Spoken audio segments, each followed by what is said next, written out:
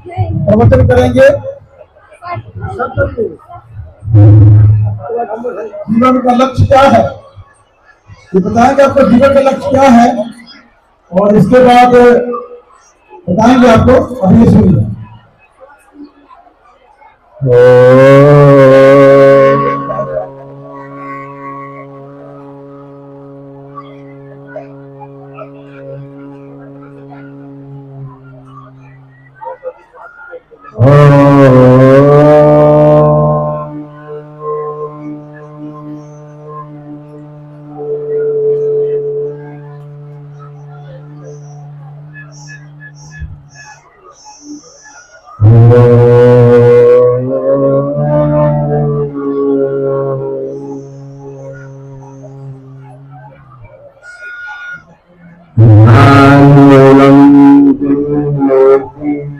पूजामूलम पदम मंत्रमूलम गुरुवाक्यम मोक्षमूलम। ओम श्री सद्गुरु कबीर साहेब की जय, सद्गुरु भगवान साहेब की जय, अपने अपने माता पिता की जय, कुल धार्मिक की जय। सभी को मंच पर उपस्थित सभी भाई बंधु एवं संतों को हृदय से नमन है, और पंडाल में स्थित जितने भी भक्तजन श्रद्धालु है, संत लोग है, उनको भी बारंबार नमन है।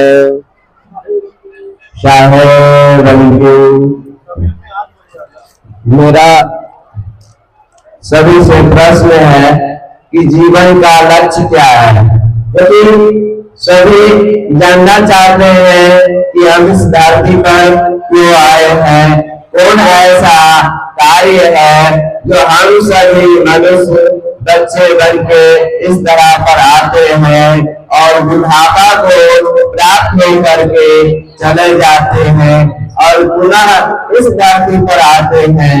तो वो क्या है? काल चक्र है। काल चक्र किसका है? तो कर्मों का है, और वो जैसा कर्म करता है उस हिसाब से उनको इस कुल में जन्म होता है और माता पिता बनते हैं, भाई बंधु सखा मित्र सभी बनते हैं। तो इसका है कर्मों का फल भोगने के लिए काल चक्र में हम सभी आत्माएं आते हैं, मनुष्य का तन आधार लेकर के। और देवता भी इस मनुष्य शरीर के लिए ललायित होते हैं, क्योंकि मनुष्य ही है जो अपने कर्म के निर्धारण करने का वो क्षमता प्राप्त करते हैं, जो कि देवता को भी वो शक्ति दुर्लभ होता है जो मनुष्य को सुलभ है। इसीलिए भगवान जीवन का लक्ष्य क्या है ये निर्धारित किए हैं। सत्य की ओर वो सत्य एक परम पिता परमात्मा है, उनको पाना ही जीवन का परम लक्ष्य होता है। और कबीर आश्रम भरवाड़ा से सत्य की ओर पत्रिका प्रकाशित है, ये तो सभी भक्त लोग जानते हैं जो पुराने पाठक है सत्य की ओर पत्रिका के।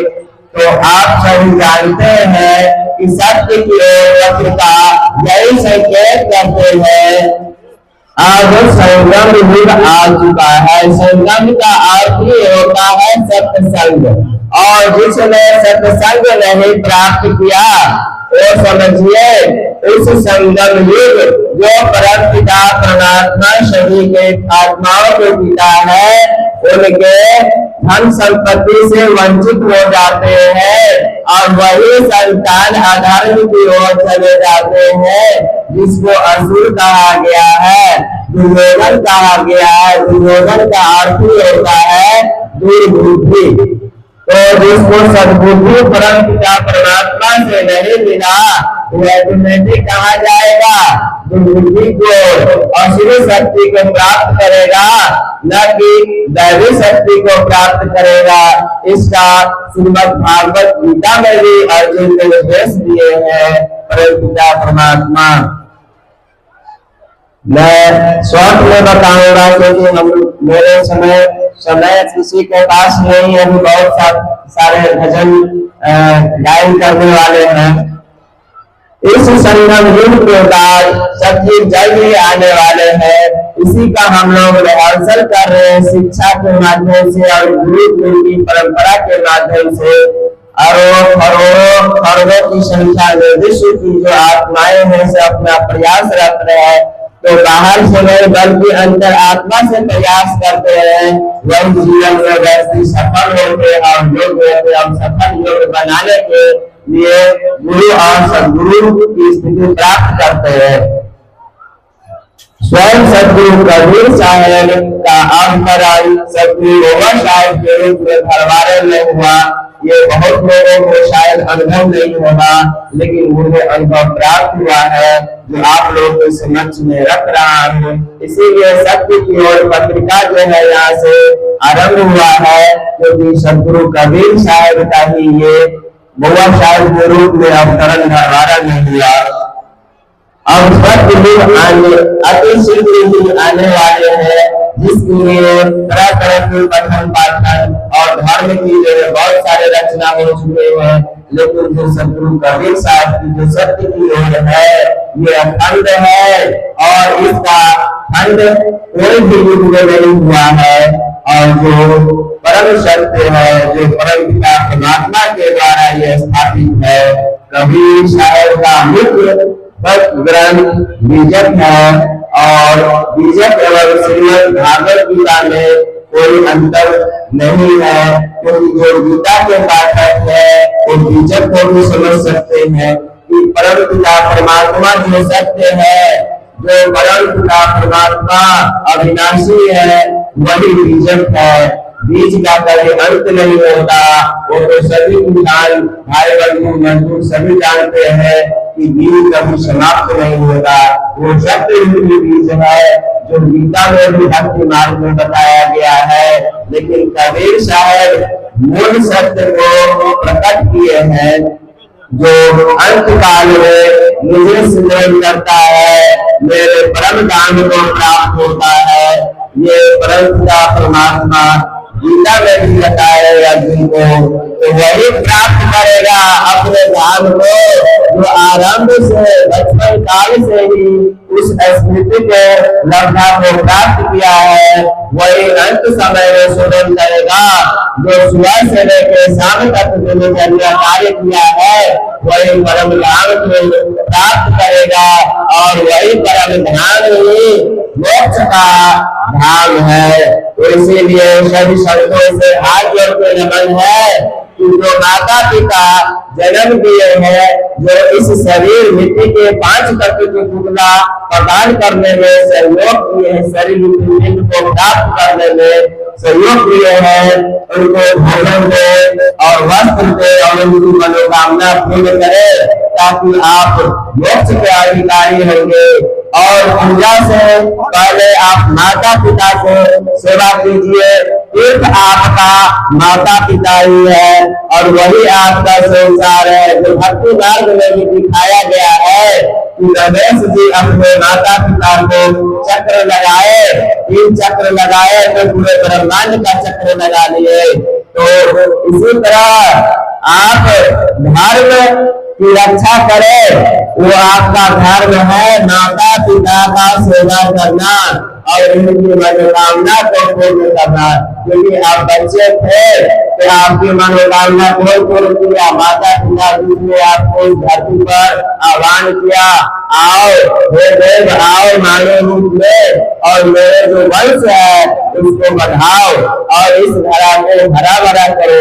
इसलिए सभी पुत्रों से अनुरोध है कि अपने माता पिता को सेवा करें, मनसा वाचा कर्मणा, जो गीता में बताए हैं, मन के द्वारा और बोलकर और आर्थिक रूप से उनको सेवा कर सहयोग करके करें। मैं इसी शब्दों के साथ विराम दूंगा। सभी शब्दों को शायद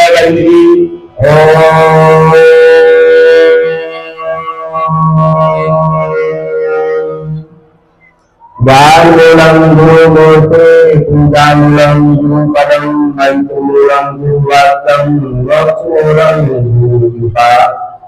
सदगुरु कबीर साहेब की जय, सदगुरु बउआ साहेब की जय, अपने अपने माता पिता की जय, कुलधार्म वंश की जय। ओम शांति।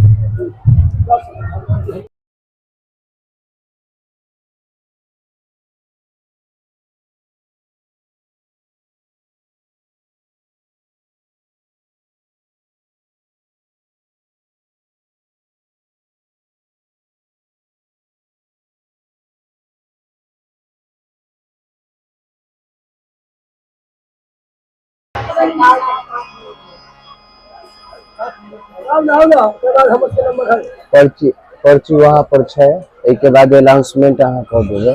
पर्ची वहाँ देल छै, उ पर्ची देल छै वहाँ पर्ची बोल देबै।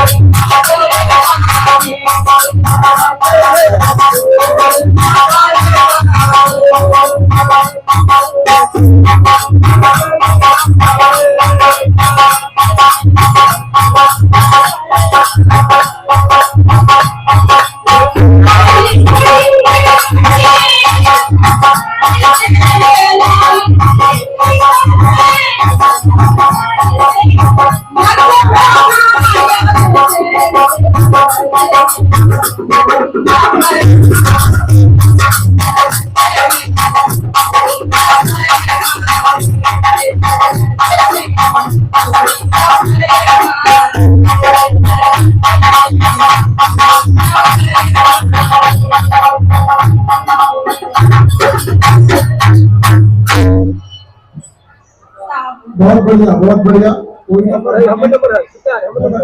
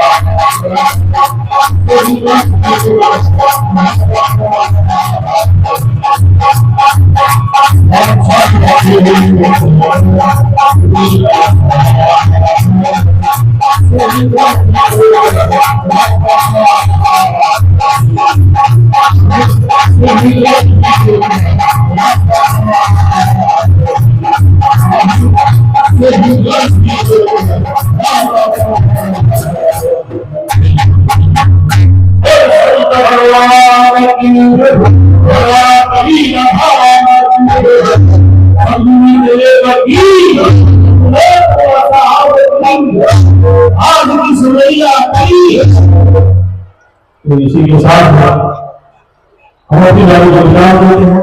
अस्तु इतना अच्छा गाते हैं कि मुझे लगता है छोटे नहीं, लेकिन पीछे कुछ लोग हैं। और सबसे बड़ी बात आप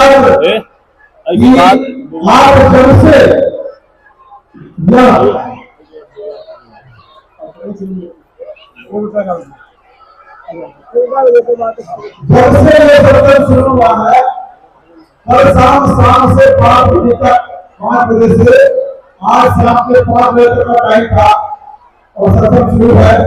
और लोग बैठे हैं, जैसे लगता है कि कल नहीं आज शुरू हुआ सुनने के लिए।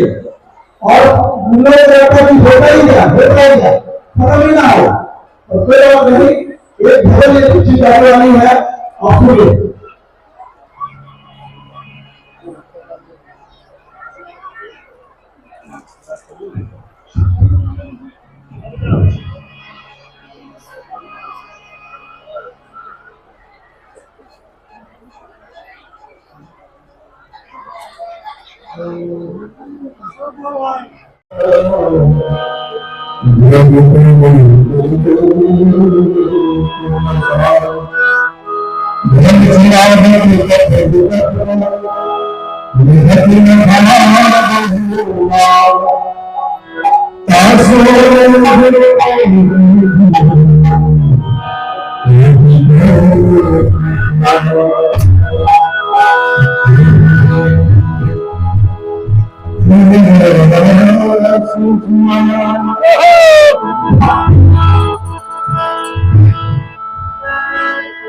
से दिया लगा रे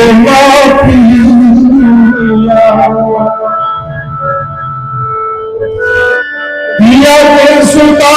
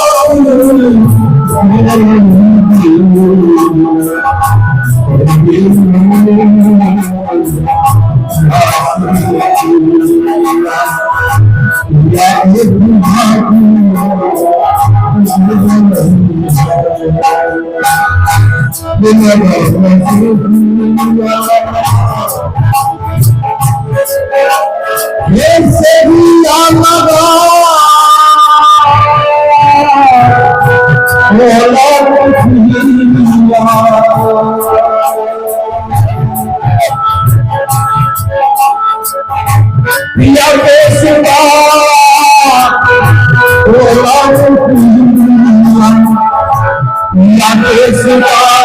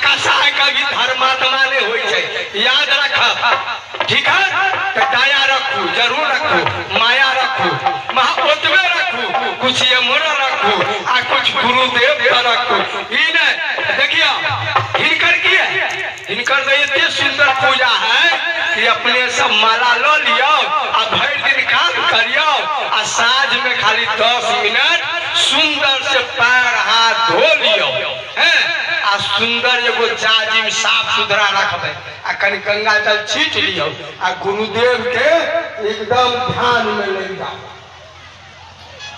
ध्यान में लग जाओ, साधु के नाम भजत रहो। अहाँ के पूजा एकदम दिन दुगुना रात चौगुना होत रह। वो इहो ध्यान रखबे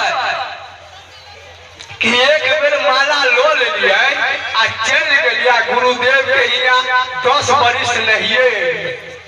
तो यही संसार में तीन जगह है जो आदमी के बराबर जाए के चाहिए। वो नहीं कुछ होता साल में एको बेर कोनो कौन कुटुम हियाँ देखे छियै जब 2 साल 4 साल हो जाए तो भूले जाए आ 6 महीना साल भर में जाए तो प्रेम बनल रहे। गुरुदेव जी छथि जब गुरु के यहाँ अपने सब अब जाए रहबे तो वह प्रेम बनल रहे। गुरुदेव के भी ध्यान रह चेला का कि हमर शिष्य सब बहुत सुंदर छथि हैं। तब भगवान कहलखिन वही पर की कहलखिन कोई छथिन जे तुलसी लक फूलो जाए छथिन आ तुलसी टूट गेल है गर्दन में से। आ देखियो कोनो ज्यादा कीमत तो नहीं है, 100 200 500 में माला आ जाता, 20 रुपया 50 रुपया में आ जाता, ठीक है। आ तय के लोग माला गर्दन खाली पड़ल है आ छथिन साधु आ गर्दन खाली है, माला नहीं किनल, ठीक है। माला जखुनते टूटे याद रखबे अपने सब जो भी संत लोग छिया माला जरूर पहन लू कैले कि सोना चांदी के गहना जे पहनले छिया आई पर तो कहीं डरो है कि लोग छीन लेते। ठीक मैं इस संसार में हीरा रोटी जे प्रभु साध गुरु देने छथिन एकर कीमत लगावे वाला इस संसार में कोई नहीं है। इतने सुंदर गहना देने छथिन इतने सुंदर गहना के सब भूल जाइए तखनी तो हमरा बहुत तकलीफ हो। हे भगवान देखियो यह माला लगा भूल गेलखिन है इनका ये ध्यान नहीं है कि हम साधु छी हमारा गला में तुलसी हो के चाहे जी। तब भगवान कहलखिन कि कंठी बाने हो काठ का कंठी बाने हो काठ का करते हो कसाई का और खोज रहो स्वर्ग का। क्या बुर्बक है भगवान क्या हम लोग माला पहन करके और कसाई का काम करेंगे और स्वर्ग का रास्ता खोजेंगे तो क्या भगवान दे देंगे? तो लोग कहते हैं भगवान दिखाइए नहीं देता है हमको गुरुदेव मिलवे नहीं करता। अरे आप खोजते कहाँ हैं? आप मन से खोजिए तन से खोजिए देखिए कैसे नहीं मिलेंगे।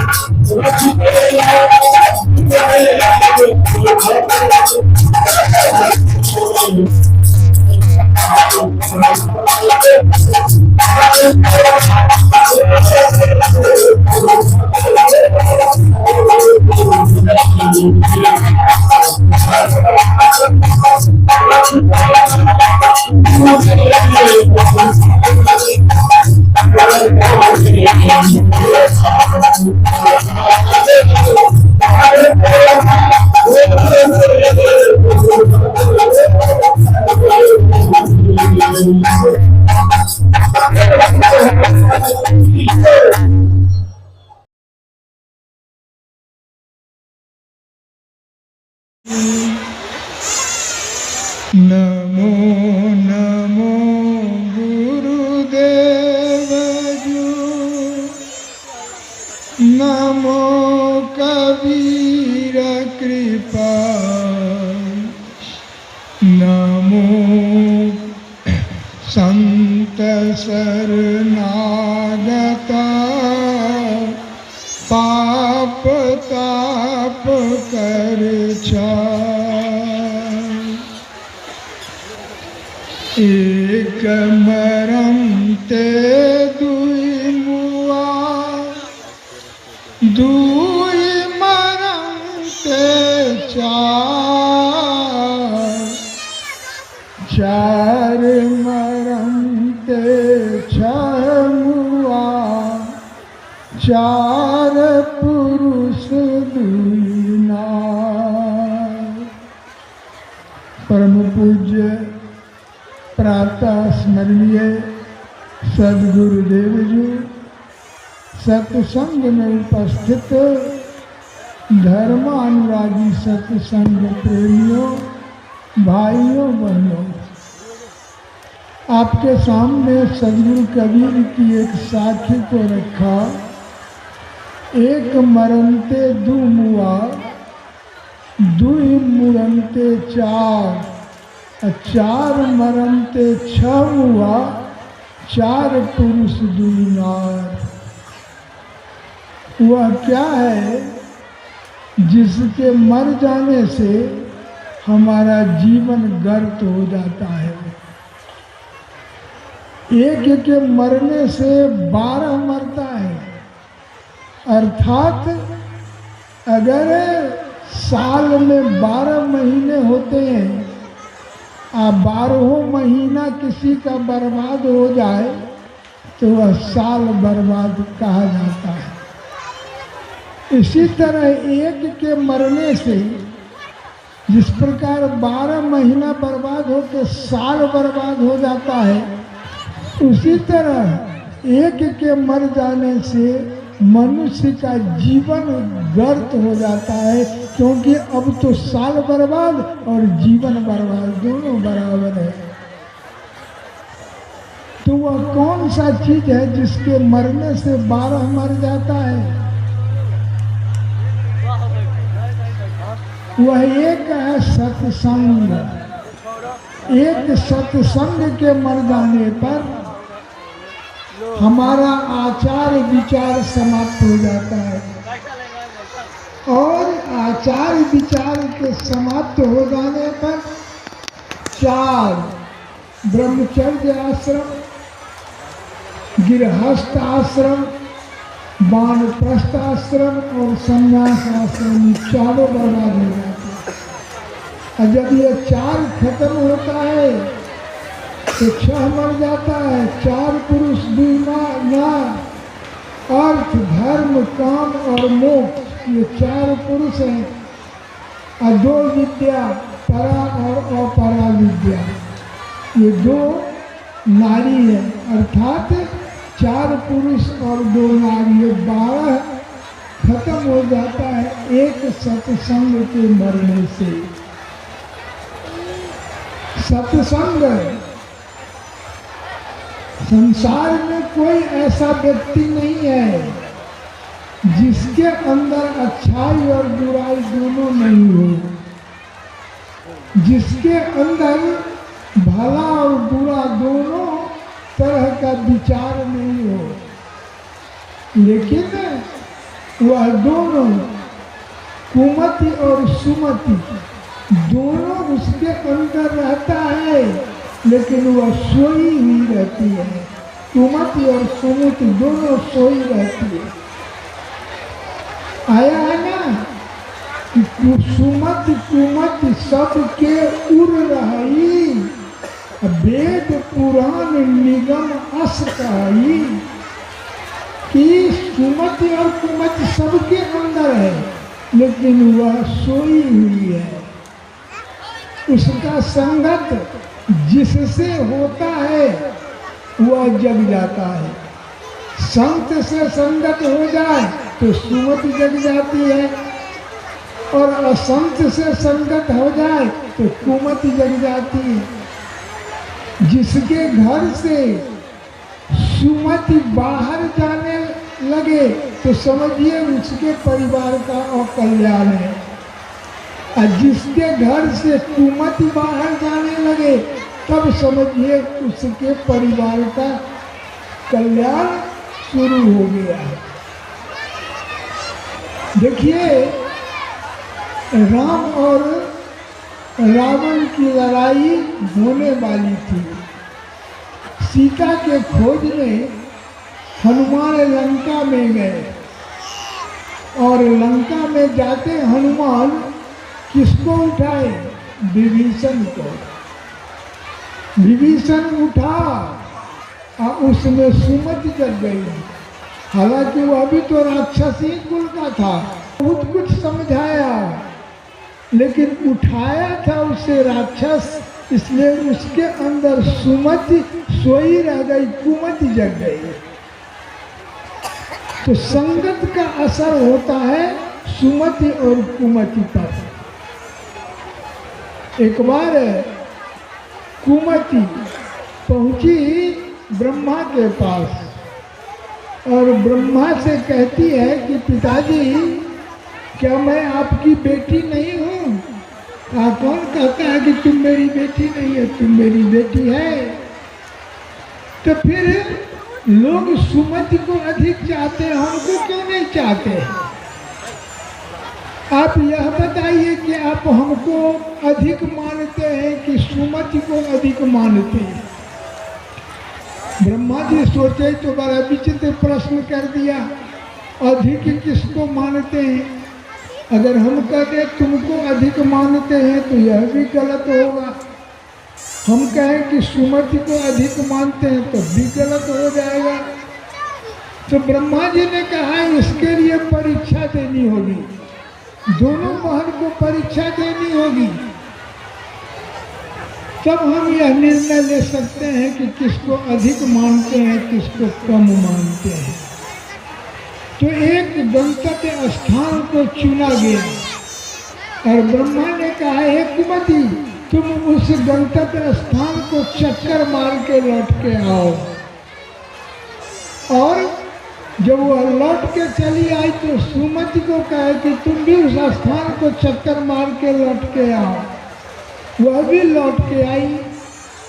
कुमति कहते बोलिए पिताजी किसको अधिक मानते हैं? ब्रह्मा जी ने कहा हम दोनों को बराबर मानते हैं।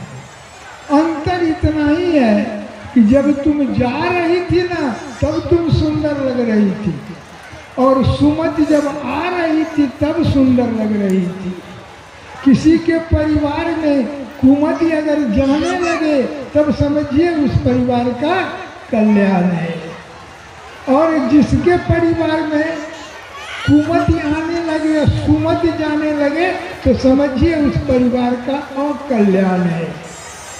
तो ये सुमति कहा गया है कि जहाँ सुमति तहाँ संपत्ति नाना हो, और जहाँ कुमति तहाँ विपत्ति निधान। तो ये कुमति हमारे परिवार में कब आता है? जब सत्संग चला जाता है। और सुमति कब आती है? जब सत्संग हमारे परिवार में आता है। इसलिए सदगुरु कबीर ने कहा कि सुख देवे दुख को हरे, करे दूर अपराध, कबीर संगत साधु की नित प्रति कीजिए जाए, और दुर्मत दूर पावसी देसी सुमत दिराय। जब ये आपके सत्संग आप में आने लगे, आपके परिवार में सत्संग होने लगे, तो समझिए कि आपके परिवार में सुमति आ रही है। इसलिए सतगुरु कबीर ने कहा कि एक सत्संग के मर जाने से उस परिवार का कल्याण खत्म हो जाता है और कल्याण शुरू हो जाता है। एक बार लक्ष्मी जी पहुंचे एक सेठ जी के यहाँ, और लक्ष्मी जी ने कहा कि सेठ जी तुम्हारा अब दुर्दिन शुरू हो गया है, अब तुम जानो। सेठ जी सत्संगी थे, तो कहा दुर्दिन आ गया, उसके लिए हमको कोई परवाह नहीं है। तो लक्ष्मी ने कह दी कि अब तो हम तुम्हारी दुर्दिन आने वाली है, तुम अंत में एक कोई वरदान मांग लो, हम दे देंगे।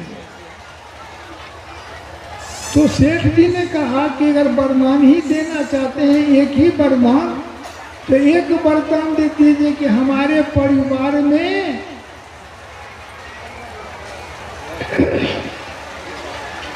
शांति बनी रहे, हमारे परिवार में शांति बनी रहे। उस परिवार में खिचड़ी बनना शुरू हुआ। एक दिन बड़ी बहू, 4 बहू थी, बड़ी बहू खिचड़ी बनाना शुरू की और नमक दे दी। नमक दे के कहीं किसी काम में चली गई, तो दूसरी बहू आई, उसको नहीं समझ में आया कि खिचड़ी में नमक पड़ा कि नहीं पड़ा, वो भी खिचड़ी में नमक रख दी। वो अभी किसी काम से चली गई, तो तीसरी बहू आई तो वो भी उसमें नमक रख दी। जब वो नमक रख के कहीं बाहर चली गई, चौथी बहू जो उसको ला दी, तो उसको बुझाया कि इसमें खिचड़ी में नमक नहीं है, वो भी नमक रख दी। अब एक खिचड़ी में 4-4 व्यक्ति नमक रख दे, वो खिचड़ी चावल की, दाल की खिचड़ी होगी कि नमक की खिचड़ी हो जाएगी? पूरा के पूरा नमक ही हो गया। ससुर को सबसे पहले खाने के लिए दिया सेठ जी को। सेठ जी तो 1 चम्मच खाए तो मालूम पड़ा तो खाली नमक है, लेकिन कुछ बोले नहीं, उसको आराम से खा लिए। बहू पूछी कि पिताजी खिचड़ी कैसी थी? कहा बहू बहुत अच्छी, बहुत अच्छी। ससुर महाराज चले गए तो बड़े बेटा खाया, उसको भी नमक लगा। कहा बाबूजी खाए हैं? तो कहा बाबूजी तो खाए हैं। क्या कहे? कहीं खिचड़ी बहुत अच्छी है, आपको कैसा लगता है? कहा बहुत अच्छी। जब पिताजी को अच्छी लगी तो हमको भी अच्छी लगी, बहुत अच्छी है। इसी प्रकार चारों बेटा भी खाया, लेकिन कोई यह नहीं कहा कि खिचड़ी नमकीन है, खराब है। रात में जब सेठ जी सोए हुए थे तो सपना देखे, देखिए कि दुर्गति दुर्दिन का जो दरिद्रा का जो देवी है वह सेठ जी के पास पहुंच गई। कहा सेठ जी अब हम जा रहे हैं। कहा आप हैं कौन? तो कहा हम तो आपके दुर्दिन देखने के दुर्दिन के लिए हमको दरिद्रा हम हैं कि दरिद्रा हैं, आपके दुर्दिन शुरू होगा आपको दरिद्रा ही पकड़ लेगा, लेकिन आपके घर में हमारी जरूरत नहीं है। जिसके घर में इस तरह की शांति हो कि बुरा से बुरा वक्त में भी सब एक जैसा बात करे कि बुरे को भी अच्छाई समझने लगे, तो उस परिवार में दरिद्रा नहीं आ सकता। इसलिए हमको आने की जरूरत नहीं, हम जा रहे हैं। तो ये असर किसका है? सत्संग का। इसलिए सतगुरु कबीर ने कहा कि एक मरण पे लेकिन किसी के परिवार में सत्संग समाप्त हो जाए तो शांति खत्म हो जाएगी, और शांति खत्म हो जाएगी तो उसके घर में दरिद्रा ही आएगी कि नहीं आएगी। इसलिए सतगुरु कबीर ने कहा कि एक सत्संग को संभाल के रखो। आया मान मत की रति गति भूत भलाई, जब जही जतन जहाँ जही पाई, सो जानहु सत्संग प्रभाव, लोकों वेद न आन उपाऊ। एक सत्संग के छोड़ करके संसार में कोई ऐसा ग्रंथ, कोई ऐसी विद्या नहीं है, कोई ऐसा मंत्र नहीं है, कोई ऐसा तंत्र नहीं है, कोई ऐसा जंत्र नहीं है कि किसी परिवार को कल्याण कर दे। अगर परिवार का कल्याण करना है तो पूरे परिवार के सदस्य मिलकर प्रत्येक दिन शाम में बैठ करके सत्संग कीजिए, प्रार्थना कीजिए, उस प्रभु परमात्मा का चिंतन कीजिए, उस परिवार का कल्याण कभी नहीं होगा। इसलिए सदगुरु कबीर ने कहा कि एक सत्संग मर गया तो आपका आचार और विचार दोनों समाप्त हो जाएगा। क्या करना चाहिए, क्या नहीं करना चाहिए, क्या बोलना चाहिए, क्या नहीं बोलना चाहिए, कहाँ जाना चाहिए, कहाँ नहीं जाना चाहिए, किस आचार विचार खत्म हुआ तो उसका ब्रह्मचर्य आश्रम या 25 वर्ष तक ब्रह्मचर्य आश्रम में पढ़ने का, ज्ञान हासिल करने का, वो ज्ञान हासिल नहीं कर पाता है। एक बार हमारा दरभंगा का मकान बन रहा था, एक ठेला वाला आया, सामान उमान रख दिया, तो गोर पैर छू के प्रणाम किया। हम बोले तुम कौन हो जी? सर हमको नहीं पहचाने, हम फन्ना है। हम बोले तुम बड़ा तेज था पढ़ने में, तो फिर ठेला काहे चलाता है? क्योंकि वो स्कूल में 1 to 3 में उसका नाम आता था रिजल्ट में। कहा सर फन्ना सर एक थप्पड़ मारे और हम उनसे मुंह लगा लिए तो कहीं फिर दूसरे दिन कहीं मारेंगे, इस डर से हम पढ़ाइए छोड़ दिए। दशा ये हो गया कि हम ठेला चलाते हैं और सब हमारा जो साथी था, कोई डॉक्टर हो गया, कोई इंजीनियर हो गया, इतना तक कि हमारा एक साथी SDO हो गया। तो ये देखिए एक सत्संग के अभाव में उसका ब्रह्मचर्य जीवन खत्म हो गया। इतना तेज विद्यार्थी होने के बाद भी उसका जीवन ठेला चलाने के लिए ही रह गया। क्यों? क्योंकि उसका सत्संग खत्म था, आचार विचार खत्म हुआ कि शिक्षक को आदर करना चाहिए, शिक्षक को अनादर किया। या क्यों? क्योंकि उसका सत्संग खराब था, आचार विचार खराब हुआ, पढ़ाई लिखाई खत्म हो गया, ब्रह्मचर्य आश्रम समाप्त हो गया। अब वो ब्रह्मचर्य आश्रम खत्म हुआ तो परिवार में दारू तारी पी के घर आता था और दिन रात मार पीटी बाप से, माँ से, पत्नी से होता था। ये बात हम कैसे जाने? तो एक दिन उसकी पत्नी कैसे न कैसे हमारे डेरा पर आ गई। भैया की खप्पी का भैया हमारा कोनो गति नहीं छोड़े। ब्रह्मचर्य आश्रम खत्म हुआ पियक्कर बन गया, गृहस्थ आश्रम भी सुखमय नहीं रहा, वो भी खराब हो गया। और इसके बाद वानप्रस्थ आश्रम होता है, ब्रह्मचारी आश्रम खत्म, गृहस्थ आश्रम खत्म। अब वह क्या करता है कि बेटा को पोता को गलत चीज सिखाता है, क्योंकि अब तो अपने करने 50 वर्ष के बाद वो लड़ाई झगड़ा तो कर नहीं सकता है, तो बेटा को चढ़ा के पोता को चढ़ा के लड़ाई कराता है। ये हमारे साथ एक घटना घटी, नजदीक में ही राजो रमपट्टी गांव है। वो दोनों पूरा परिवार भरवाड़ा का शिष्य था। भंडारा किया, हम गए, लोगों ने कहा कि सरकार दोनों भाई आप ही का शिष्य दोनों बड़ा लड़ाई करता है। तो संयोग से दोनों भाई आया, पैर छू के बंदगी किया। हम बोले जी तुम दोनों लड़ाई क्या करते हो? सब कहता है कि भरवाड़ा का शिष्य लड़ाई करता है। तो कहा सरकार हमारा दोनों भाई में आज तक जोर सब बाजा भुक्की भी नहीं भेल, न हम जोर से कहियो भैया के किछ कहलिए और नहीं भैया हमरा किछो कहल। हम कहली तुम्हारे घर में कुछ झंझट क्यों है? कहा सरकारी बूढ़वा लड़ाई करा तो मार दिलक सबके। अब वो किसी का बात नहीं, दोनों भाई को तो दोनों भाई उसकी बात नहीं मानता था, तो पोता को चढ़ाता था कि जमीन जो है से हम लिखा कर रखने चाहिए, कहने नहीं छू के करो, ये तोरा नाम से हो, इनमें तोहर पूरा हो तो ओकर आधा नहीं होता। उसको समझाए और समझाने के बाद जो उसके घर से बाहर निकला तो घर में कहता था कि सरकार के कहीं जा रही तब बता दे छो की करबो से। और संजोग ऐसा हुआ हम बाहर गए और मान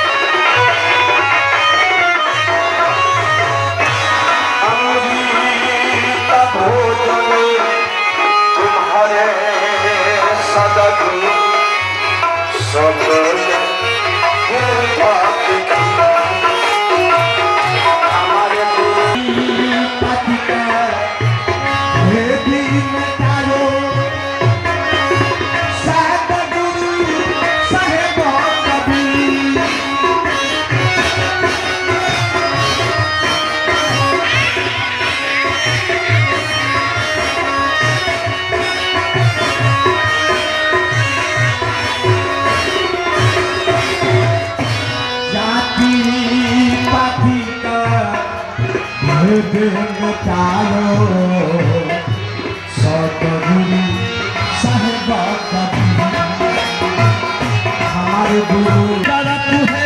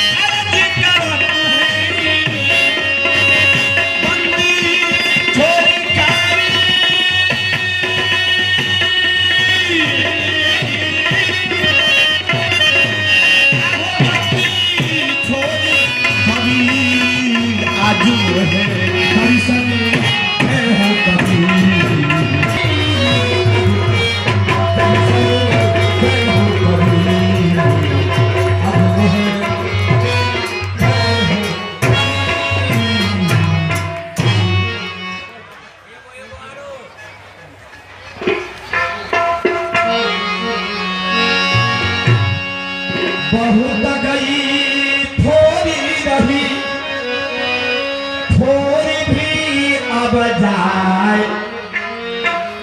सोच समझने रे मन मूर्खी हो सब क्यों नहीं अरे गुमान कम कम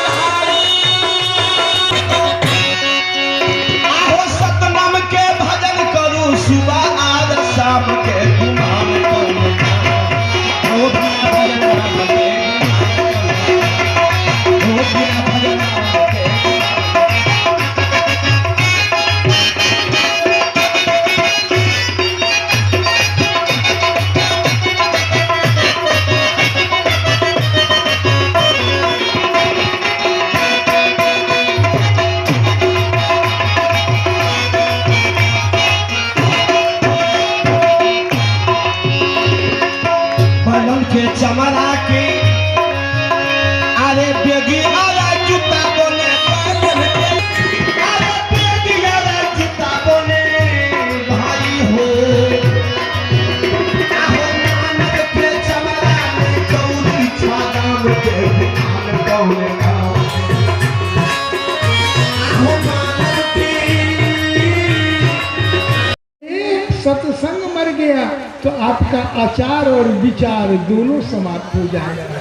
क्या करना चाहिए, क्या नहीं करना चाहिए, क्या बोलना चाहिए, क्या नहीं बोलना चाहिए, कहाँ जाना चाहिए, कहाँ नहीं जाना चाहिए, किसने किस आचार विचार खत्म हुआ तो उसका ब्रह्मचर्य आश्रम या 25 वर्ष तक ब्रह्मचर्य आश्रम में पढ़ने का ज्ञान हासिल करने का वो ज्ञान हासिल नहीं कर पाता है।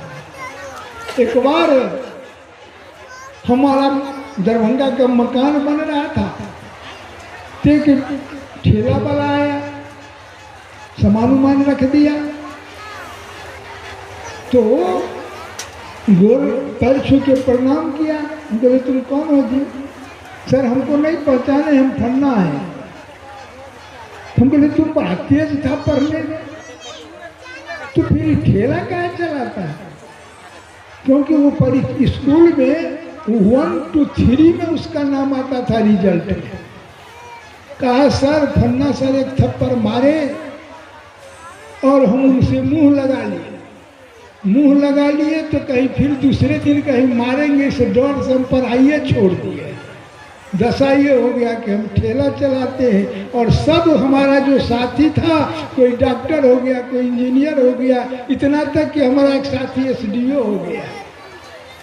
तो यह देखिए, एक सत्संग के अभाव में उसका ब्रह्मचर्य जीवन खत्म हो गया। इतना तेज विद्यार्थी होने के बाद भी उसका जीवन ठेला बन चलाने के लिए ही रह गया। क्यों? क्योंकि उसका सत्संग खत्म था, आचार विचार खत्म हुआ कि शिक्षक को आदर करना चाहिए, शिक्षक को अनादर किया। यह क्यों? क्योंकि उसका सत्संग खराब था, आचार विचार खराब हुआ, पढ़ाई लिखाई खत्म हो गया, ब्रह्मचर्य आश्रम समाप्त हो गया। अब वो ब्रह्मचर्य आश्रम खत्म हुआ तो परिवार में दारू तारी पी के घर आता था और दिन रात मार पीटी बाप से, माँ से, पत्नी से होता था। ये बात हम कैसे जाने? तो एक दिन उसकी पत्नी कैसे न कैसे हमारे डेरा पर आ गई। भैया कि खप्पी का भैया हमारा कोनो गति नहीं छोड़े। ब्रह्मचर्य आश्रम खत्म हुआ, पियक्कर बन गया, गृहस्थ आश्रम भी सुखमय नहीं रहा, वो भी खराब हो गया। और इसके बाद वानप्रस्थ आश्रम होता है, ब्रह्मचारी आश्रम खत्म, गृहस्थ आश्रम खत्म।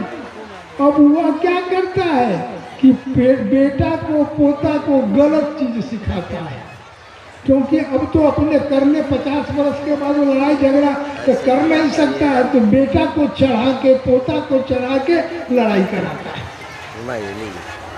ये हमारे साथ एक घटना घटी, नजदीक में ही राजो रमपट्टी गांव है। वो दोनों पूरा परिवार भरवाड़ा का शिष्य था।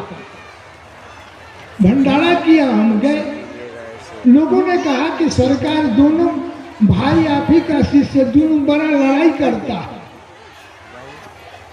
तो संयोग से दोनों भाई आया, पैर छू के बंदगी किया। हम ले जी तुम दोनों लड़ाई क्या करते हो? सब कहता है कि भरवाड़ा का शिष्य लड़ाई करता है।